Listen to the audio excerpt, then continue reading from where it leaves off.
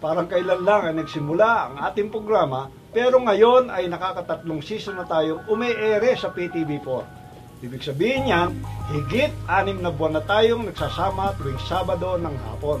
At ito, ang higit na 6 na buwan na rin natin kasama dito, ang aking super partner, Rolly Lakay Gonzalo. Thank you, Osama Popoy. 6 na buwan? Napakaliit pa lang yan, napaka-iksi pa lang yan. May 20 taon na tayo nagsasama, sa totoo lang, ha? Pero dito sa programa, 6 na buwan na po na ipinapalabas po natin itong ating programa. At pati po kayong mga nanonood sa amin dyan. Ngayon nga po ang simula na ng ating 3rd season. At syempre, patuloy kami maghatid sa inyo ng mga imbensyon at mga negosyong maipagmamalaki natin. At eto nga, ang aabangan ninyo ngayong hapon. Inyong antabayanan, imbensyong pampatipid at pangproteksyon ng inyong mga sasakyan. Mga metal na patapon, naging obra at pinagkakakitaan pa. Paalala rin sa ating mga manonood, muli na naman kami mamimigay ng probaton simula muli ngayon sa ating trivia contest. At ang tanong ay magmumula sa ating mga picture ngayong hapon. Kaya ano pa po hinintay natin? Simulan na natin ang unang ratsada ng ating programa para sa unang episode ng 3rd season. Ito ang programang Saludo sa Kakayahan ng mga Pilipino. Ito ang Kita Mo Na! Galing ng Pinoy!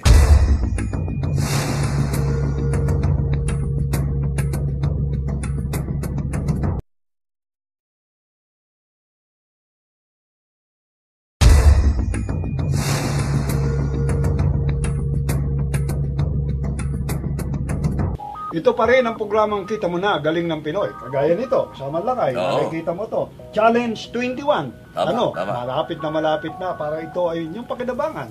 Some break. Malapit na po matapos ang classes. Kung wala kayong pagkakabalahan, imbes na manood ko na kung ano-ano sa mga computer. Eto, pinakamaganda, pinaka-latest na imbensyong board game. Gawang Pinoy at kasama Popoy. Natatanda mo, winner ito nung nakaraang science tawag dito, nice exhibit o kaya nice contest na mga invention na naman. Award po itong Challenge 21 ito. At nalaro na ito ni Secretary Mari Montejo ng Department of Science and Technology. Yes, at ang isang kagandahan nito, partner, dahil malapit na rin ang ating Semana Santa, Semana Santa, Todos los Santos, yes. hindi ba? Makikita mo, napakasarap laro niya sa sementeryo. Kesa kayo ay magbaraha. Di ba? Partner Lakay, na magsimula ang ating show, iba't ibang mga imbensyon ang produktong naipakita natin na makakatulong para mapatipid at mapangalagaan ang ating mga sasakyan. Tama, totoo yan, Kapopoy, at sa taas ba naman ang presyo ng produktong petrolyo, pati na pyesa ng sasakyan. Malaking tulong ang mga nalikang produktong makapagpatipid ng konsumo ng gasolina at maproteksyonan ang kanilang mga sasakyan. At para madagdagan pa ang kanilang pagpipilian, para mapatipid ang gastusin para sa kanilang sasakyan, ito pa ang isang produktong inyo na namang hahangaan. Walang iba kundi ang green oil. At kung paano po ito gagamitin, eto at panoorin po natin. Maituturing ng isang pangangailangan sa ating bayan ang sasakyan. Kaya naman marami sa ating mga kababayan ang nagsisikap na magkaroon nito. At kaakibat ng pag-aari nito ay ang pagtaas presyo ng gasolina at pagmahal ng pyesa. Kaya malaking tulong ang mga produktong makakatulong na mapatipid at mapangalagaan ang sasakyan. Isa na nga dito si Dennis Alvarez na hindi lang isa kundi 2 produkto pa ang ipinakilala. 2 po itong produkto na ini-introduce natin sa merkado. Ang isa po ay yung IC Green Motor Oil Enhancer. Ito po yung dinadagdag po natin doon sa existing nating motor oil. At ikalawa naman po ay yung IC Green Biofuel Power Booster. Ito po yung ginagamit po natin na dinadagdag sa gasolina naman. At ito ang nagbibigay ng lakas po sa ating natin. Halos 1 dekada na ang produkto ito ay namayagpag na. Nasa 9 na taon na rin po kami sa merkado. Nakapag-introduce na rin po kami sa Jakarta, Indonesia. Pagsunog na maayos sa gasolina, yan ang katangiang taglay ng produkto. Bakit IC Green? Kasi po, yung IC po stands for internal combustion. At yung green naman po, ito yung para sa environment po natin. Ang nagagawa po nitong produktong ito, both po, either yung fuel po additive at saka yung motor oil additive ay nakapagbibigay ng lakas po ng makina para itaas yung kompresyon para pag pasok po ng fuel ho natin ay almost completely burn. Ito po ay nagbibigay ng 40 to 80% reductions of carbon emission. At bukod sa tamang pagsunog ng gasolina, dagdag lakas pa ang dulot ng produkto ito. Lahat ng uri ng sasakyang panglupa pwede itong magamit. Maging barko man, ito rin ay swak at sulit. Ginagamit ko sa lahat ng uri ng sasakyan. Kotse, bus, truck, jeepney, motorsiklo. Pwede rin itong gamitin sa generator. Ito rin ay ginagamit sa barko doon sa marina. Mapa gas or diesel ang application nito. CNG or LPG man. At sa sandaling mailagay mo na ang mga additive na ito, ramdam mo na agad ang pagbabago at lakas ng iyong sasakyan. Alam nyo po, glaring po ang mararamdaman nyo pag gamit mo po ito. 10 minutes lang po mararamdaman mo ang lakas ng makina. Katulad ng pag-start mo at pag-akyat mo sa ibabaw ng tulay na hindi umaapak ng silinyador na nag-start ka ng 750 RPM. Ilalagay mo po agad-agad from full stop at nilagay mo sa 5th gear. At hindi mo po aapakan ang iyong silinyador hanggang makatungtong ka sa ibabaw ng tulay.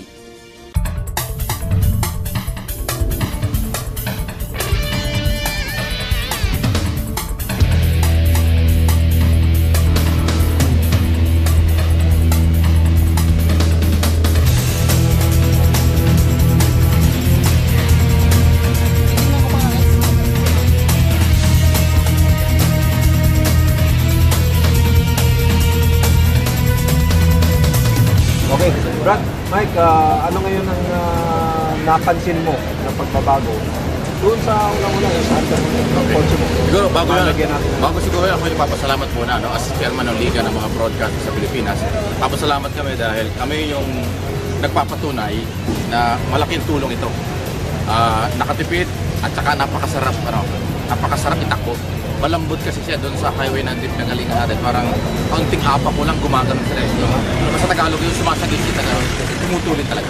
I am the president of the Philippine Inventor Society and I am also president of the Liga ng mga broadcasters sa Pilipinas. Nakaramihan sa mga nag-participate ngayong maghapon ay mga miyembro natin sa Liga ng mga broadcasters sa Pilipinas. Ngayon kami nagpapasalamat because inibitahan nyo ang FIS at ang Liga to join you in authenticating the effectiveness of your product. No? At nakita naman natin na nag-average ng 4 na litro, sabihin na lang natin, 4 liters per sasakyan ang natipid ng lahat ng mga participants natin. Average. Kasi exceptional yung kay Tony Arevalo na umabot ng 5 liters. Wow. Kasi nag-maintain siya ng 100 kilometers na speed. Maging sa konsumo sa gasolina, ginahawa sa bulsa ang hatid ng produkto ito. Katipiran niya ay pinatunayan. Sa katipiran naman, nag-test ho kami sa isang Mazda MPV. At ito po ay nagkaroon ho kami ng testing from A. Bonifacio papunta po doon sa Lecture Petron. So Petron to Petron po, pagkalampas po ng San Fernando.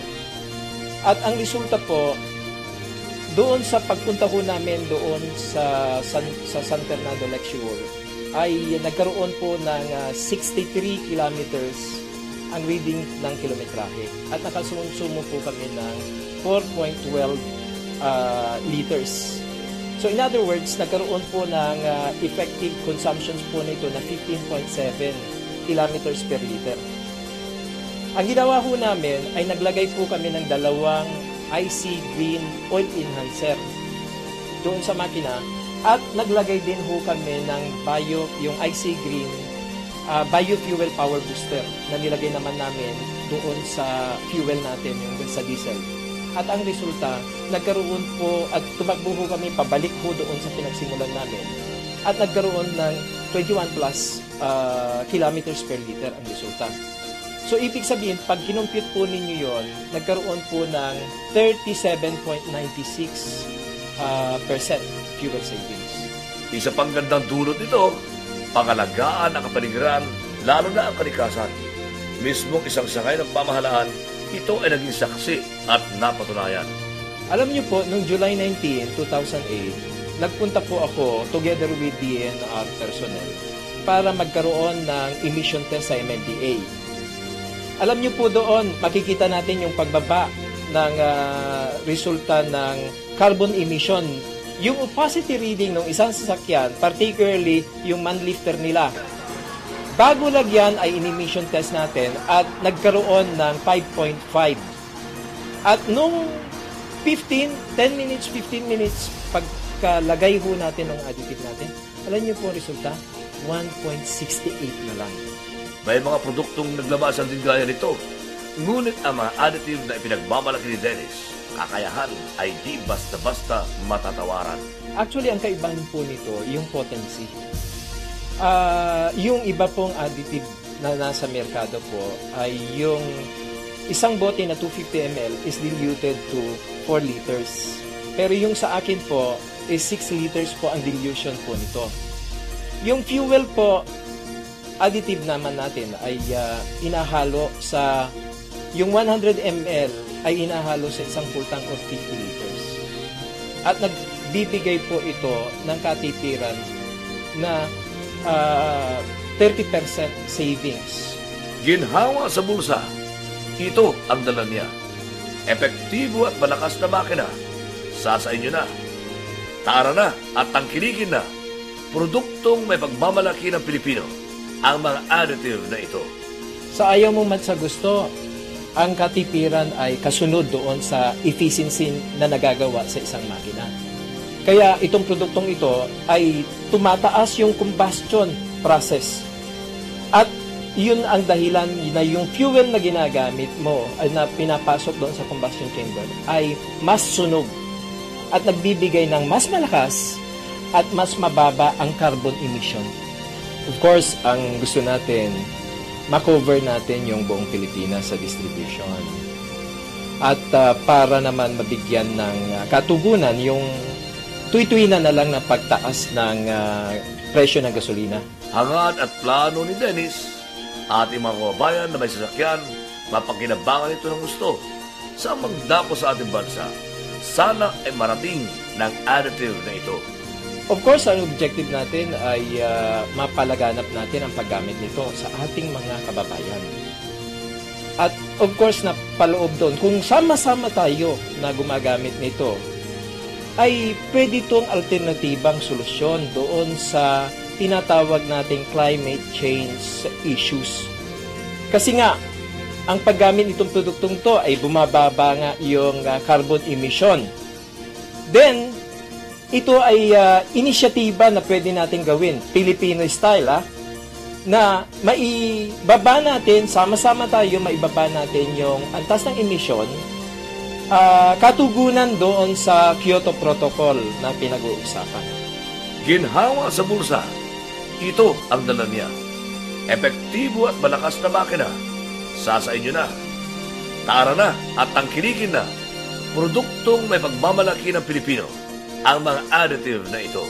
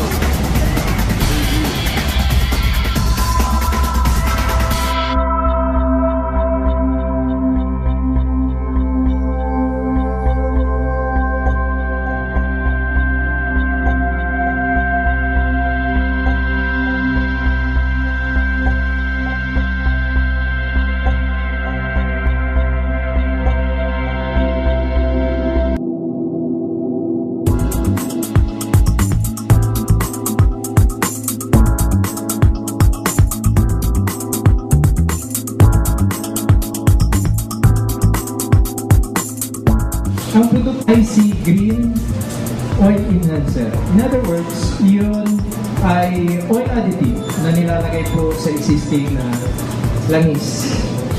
What it takes po dito ay paandarin mo ng 10 minuto yung makina. Yung pong gagawin mo natin later on. Papaandarin mo natin sabay-sabay yung makina po natin. Lalagyan po natin ng oil enhancer or oil additive yung makina. Tapos, ihahalo lang po natin ng 10 minutes. Bubuhayin mo natin ulit yung makina for 10 minutes. Okay, di ba? So, para matapakan din yung communication, kailangan mo ipulong ka mo, sumabos, ikalat na kagad. Pero, kaya mabigyan mo kami kung matimahin ma-experience natin. Particular, negative effect niya. Kung meron pa, Okay. Ang kagandahan dito po, no, pwede po kayong gumamit ng kasing ng kahit anong lubricants na ginagamit nyo na. Kunwari, you are more or less comfortable using Petronas 1. Okay? Pwedeng gamitin nyo yung additive na lang natin sa motor oil. Okay? Kung ang ginagamit nyo ay ibang produkto, okay, pwedeng gumamit kayo lang ng additive natin. Meron tayong pang motorsiklo, meron tayong pang kotse, meron tayong pang truck. Ang point ganito, wala ho kaming crisis at all na nagkaroon ng problema po sa paggamit po nitong produkto namin. Wala so far. We are on the 9th year already and you haven't heard of anything. 9th year na po ito. 9th year na po ito and you haven't heard of anything. However, nabigyan ho kami ng pagkakataon ng Filipino Inventor Society to be part of them. Kaya ho ako nandito, daan natin na yung 100 ml na nilalagay natin sa pulta. So kung half ka, di yung 50 ml ay nilalagay mo sa 25 liters. Kung wala, i-ratio mo. It is a matter of doing ratio and proportion. So, ilan bang laman ng tangke? 1/4 ba? Then we're talking of about 25 ml. Kahit anong kotse mo, either Toyota, Nissan, or whatever. Basta ginamit mo siyang taxi. Ginamit mo yung unit as a taxi. Ito po, I assured you, using my product, there is minimum, when we say minimum, yun ang pinakamaliit na tipid. 200 pesos a day.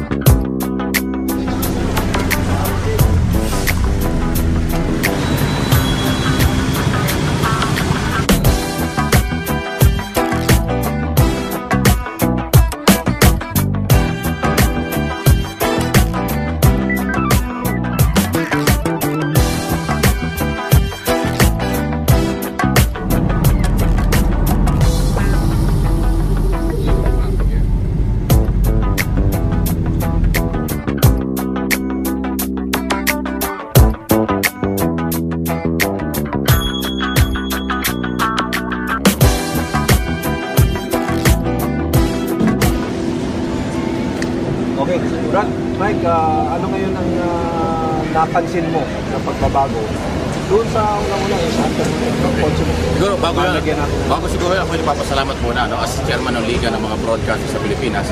Papasalamat kami dahil kami yung nagpapatunay na malaking tulong ito. Nakatipid at saka napakasarap itakbo.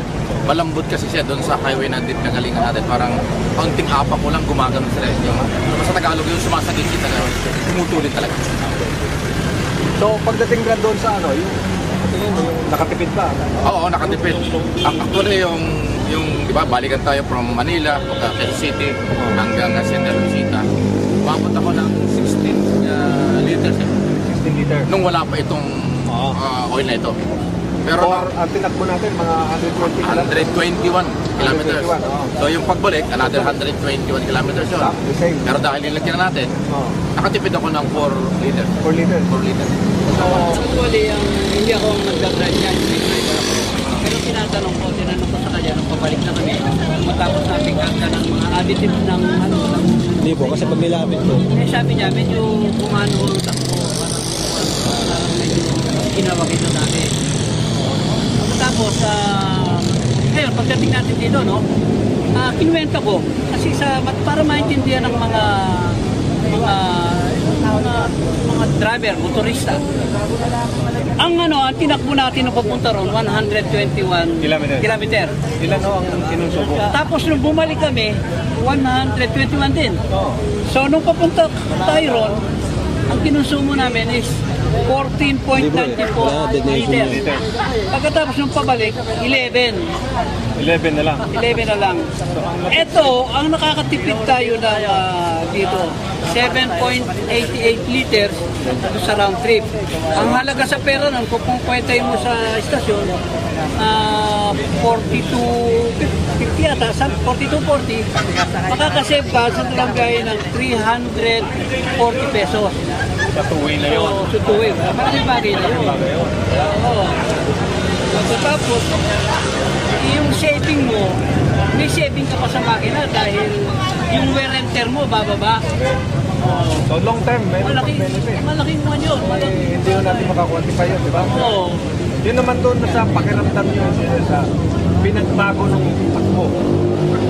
Yun nga, tinatanong ko kanina sa driver, magkatabi-tabi, sabi niya, sabi niya parang may pakilang manak mo. Alam mo, siguro ito kung tatakbo ka ng sinabi ni Mr. Alvarez na dapat 100 ang takbo mo lang kilometers per hour. Kami, yung driver ko mahataw ng 120, 130 sa mga tubig, titignan ko ito, mas matipid pa. Malaki pa idadagdag dito sa 340 pesos na traffic ko. Tapos na-traffic pa tayo, nakita nyo naman. Oh. So ito sa akin, safe lang. Kung ano talaga yung lumabas na datos, yun. So, sa madaling salita, nakita ko yung produktong pinupromote niya ng innovation nyo, malaking ginawa sa motorista. Malaki saving. Okay. So, supportahan natin. Supportahan natin, gagawin mo. Yun yung usok. Yung tumusok, medyo nawalan din. O, di nakatulong tayo sa environment. Thank you very much. Okay, Lemmy Rojas from Save the Nation Movement. Okay. Kung mag-realize sa iba, kumuha ko ng sarili kong records. Pagtakbo pa lang dito, kasama yung mga staff ninyo na nag-record din ako nung umalis tayo rito. Pagpunta natin ng Clark ay tumakbo ako ng 120 kilometers. Ang Luisita, Tarlac rather.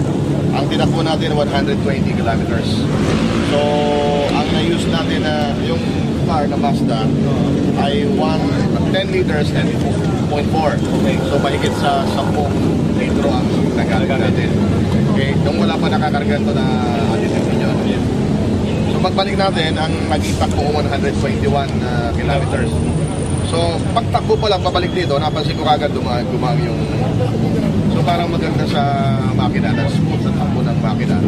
Madaling ihasaw pagtapak mo sa silinyador, sa gas, hindi mo kailangan itapak ng although, parang mas mabilis ang takbo punta rito. Still, nakapag-record ako ng 720 liters lang. Okay. So all in all, since na-traffic pa rin tayo, kabalik dito, para nakasave ako ng nasa 35%, which is 3 liters, more than 3 liters. So, happy ka na ba doon? Oh, I'm very happy, 35? Okay, since na ito, medyo 5-month-old. 5 pang buwan pa lang siya since na ma-acquire. Actually, hindi niya kailangan mag-consume ng matipid pa rin siya talaga. Pero still, bumili pa rin ako sa product na ito. Rolly, sa Lakay, magandang hapon. Magandang hapon sa iyo. Anong masasabi ninyo doon sa ating experience na ginawa today? Papunta at pabalik from here to Luisita, Tarlac, back to Quezon City. Dalawang role ko dito, Rafi, no? I am the president of the Philippine Inventor Society, and I am also president of the Liga ng mga broadcasters sa Pilipinas. Nakaramihan sa mga nag-participate ngayong maghapon ay mga miyembro natin sa Liga ng mga broadcasters sa Pilipinas. Ngayon kami nagpapasalamat because inimbitahan nyo ang FIS at ang Liga to join you in authenticating the effectiveness of your product, no? At nakita naman natin na nag-average ng 4 na litro, sabihin na lang natin, 4 liters per sasakyan ang natipid ng lahat ng mga participants natin. Average. Kasi exceptional yung kay Tony Arevalo na umabot ng 5 liters. Wow. Kasi nag-maintain siya ng 100 kilometers na speed. Kasalanan ninyo dahil binigyan nyo kami ng additive na mahusay, kaya ang sarap magpatakbo sa North Luzon Expressway. Hindi tuloy mapigilan ng mga participants natin na mag-over doon sa required na dapat ay i-maintain para makita yung itinipid. But just the same, no? Kahit nag-overshoot, nag-overspeed yung mga kasamahan natin, napakaganda ng resulta kasi nakapagtipid sila ng average ng 4 liters. That's good. Ngayon, Mr. President, itong pagdating naman sa personal experience ninyo, dito sa inyong personal sasakyan. Ito, nakikita nyo ito sa sasakyan ko. Kasi mas nauna kang naka-experience ng ating parang golf cart ito sa sasakyan ko. Parang golf cart. 22,000 na ang tinatakbo ko, hindi pa ako nag-change oil. Matipid ka nga. Sabi sa akin nung gasoline boy, "Sir, bugal-bugal na yan. Kung 22,000 na, hindi ka pa change oil." Ngayon, sabi ni Dennis, kahit na hindi ka muna mag-change oil, lagyan mo lang ng additive. Totoo naman, naging madulas pa rin yung langis ko na 1 taon na naiimbak. So, hindi mo na rin mapigilan ngayon. Nakita mo naman, itong late ko sa sasakyan ko ito, parang pagka nag-overtake ako sa mga sasakyan sa North Diversion Road or NLEX, para akong umu-overtake ng mga nakaparada. Pati mga bus, para nakaparada sila. Malaking bagay sa totoo lang. O baka sa paghinga, napakaluwag ang paghinga nung yung takbo ng makina, yung lakas ng makina. So that kami sa Philippine Inventor Society at saka sa Liga ng mga Broadcasters sa Pilipinas, kahit hindi nyo nahingin ang aming rekomendasyon, 100% na sumusuporta kami. Una-una, ito ay tunay na Pinoy na produkto. 100%. Diba? Ang dami mga additives na gawa sa abroad. Pero ito, Pinoy na Pinoy. Suportahan natin ang Pinoy. Suportahan natin ang gawang Pilipino. Okay? So, Sir Lakay, Mr. President, ako po in behalf of our company, Filipino First. Thank you. Nagpapasalamat kami sa binibigay ninyong support namin. Yes. Tulungan po natin ang produkto natin because this is 100% Filipino po. Meron kasabihan, kasalanan, this is my last word, kasalanan ang hindi mo ipamalita ang isang magandang balita. Amen. Okay? Ayos yan. Ito'y magandang balita kahit ikalat natin sa buong kapuluan. Amen. Ayos. Okay? Thank you, Mr. President. Tipid Challenge. Yes, sir. Caravan. Yes, sir. Ito pong sasakyan nyo, L300, Mitsubishi L300, 19, model? 91, sir. 1991 model. Yes, sir. Diesel. Yes, sir. Ano ho ang masasabi ninyo, Mr. Paul? Doon sa actual experience ninyo sa paggamit, yung papunta natin pabalik, na gumamit na kayo ng oil additive at saka yung fuel additive ng Filipino First. Yes, sir. Sa experience ko po, bilang ako po ang nagmamaneho at akin, yung going pong Tarlac natin kanina, sa Luisita. Opo, medyo humahataw po ako ng takbo, medyo ganun din ho ang tuloy ni medyo idinidiin ko masyado si linyador. Okay. Pero dito sa pagbalik ko, ay medyo naramdaman ko medyo Gumaan. Iba ho ang takbo at gumagan. Dumudul at parang ang sasakyan ko kumbaga sa ano malikse, magaang kumilos. Okay. Opo. So ano ho yung nilagay sa makina? Yung Fuel additive. fuel Di ba? additive po. Isang 250 lang. Dalawa po. ang Dalawa. nilagay. Opo, dalawa. Tapos sa gasolina, yung Isa pa fuel po. additive. Opo, fuel Ngayon, additive. pagdating ho doon sa konsumo, Mr. Paul, Yes, sir. yung papunta at pabalik, ilang litro ho ang natipid ninyo dahil sa tinakbo nating 120 kilometers?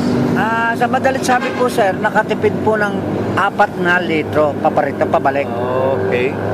Kung dahil po balikan tayo, maaaring kung 8 liters po matitipid kabuuan, di po ba? Kabuuan. Kung sakaling magbabiyahe po ng Magkano tama. ho yung 8 liters na yon? Abay, sa 8 liters, magkano po ang value na ngayon ng... 400 plus ho yun. Yes, sir. Dahil po ang diesel ngayon 42 something. Opo, Oo. sa 42 na lang. So, Oo. malaking bagay ba, sir, Malaking ang bagay po. natipid natin dito? Malaki pong bagay at saka talaga pong kakaiba. At saka ito pa po, sir, ang Oo. isang masasabi ko, mukhang hindi gaanong mausok. Yung usok. Oo, wala pong gaanong usok. pag kayo po yung nag-smoke belching test, palagay nyo papasa? Ay, palagay ko'y Pasado na. pasado ho. Dahil dinidin ko sir, wala akong usok eh. Ayos. So, yun po ang aking Maganda. nakita So- at nasaksihan at bilang ako po ang nagmaneho ng aking sasakyan at Oh. isa po ay ako ngayon ay talagang reporter din ng alarma. So ako ay makapagsasabi na talagang epektibo po ang produkto pong yan, Mr. Serrano. I-recommend ba natin sa mga kaibigan natin Yes, itong sir. produktong ito? Yes, sir po. Diba? Lalo na po sa, Thank you. sa Philippine Inventor. Maraming Sa salamat, po, Sir Paul. ni Mr. Popoy Pagayon. Tama po ba? Tama po. Okay, at siyempre ang aming pong presidente na si Rolly Lacay Gonzalo ay isa rin sa mag-endorse ng produkto Very natin good. yan. Salamat. Thank you po, Pierman. Thank you very much. Okay. Suportahan nun natin ang Filipino product. Yes, sir. Thank